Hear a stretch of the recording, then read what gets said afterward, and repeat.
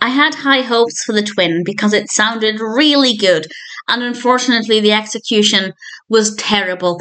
This is a 2022 film directed by Taneli Mustonen, and it stars Teresa Palmer as Rachel, Stephen Cree as Anthony, and Tristan Ruggeri as Elliot. And I will say the performances are really good.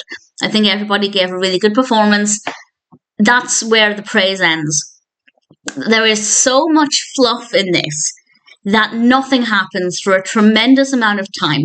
We have a lot of dream sequences and a lot of flashbacks in the first half of the film. So for about the first half of the film, bearing in mind it's an hour and 40-something minutes, literally nothing happens. And then in the second half, I won't say what happens in case you do decide to watch it, but in the second half, I'd say things started to move forward, but it was so boring. I didn't care about what was happening. I didn't believe a lot of the characters' motivations. I feel like the first half was tremendously dull, and the second half was just dire. It was very badly executed. So unfortunately, while this had promise, it didn't work well at all. It's about a family who move away with their young son because, as we learn at the beginning of the film, Elliot's twin has passed away. And honestly, I feel like, even though the first half of the film is incredibly slow, I feel like I'm still left with a lot of questions. I feel like there's still a lot of gaps in my knowledge about what happened, about certain characters' behaviours, and they don't do a very good job of explaining anything at all. So they waste about, I want to say about 40 minutes, 50 minutes setting things up, and nothing at all happens. And then, as I said, in the second half, yes, the action does pick up, and a lot does happen from one scene to the next, but unfortunately the things that are happening are really dull and not very well executed. And as I said, the character motivations, I don't buy them a lot of the time. And the story is just so poorly written that it's bordering on unwatchable. The only good thing are the performances. And in terms of being a horror, there is one moment that made me jump, one moment out of the whole film.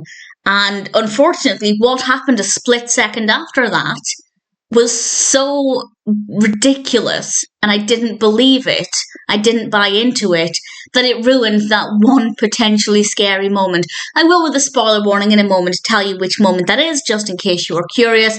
But unfortunately, despite the fact that I had high hopes for the twin, I can honestly say that it is time I wish I could get back. It is poorly written, badly executed. The characters are not well written. The performances, as I said, pretty good, no complaints there. And the use of sound and the music, absolutely no issues there either. And I say that because sometimes horror films can be really loud for no reason other than to make you jump, and that's not the case here. So the audio, absolutely fine. But the narrative is not well written, not well executed, and the pacing is laughably bad. So this needs a lot of work just to get to the point of being watchable. I most certainly do not recommend it.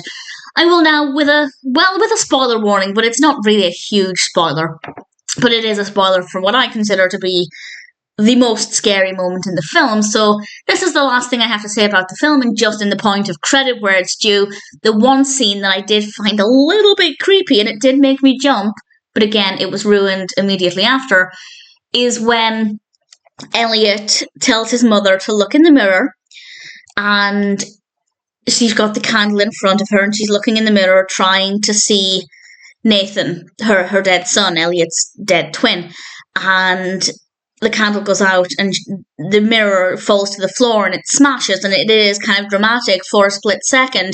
And then immediately after that, there are other characters in the room, and that point onwards, I hated the direction of the narrative.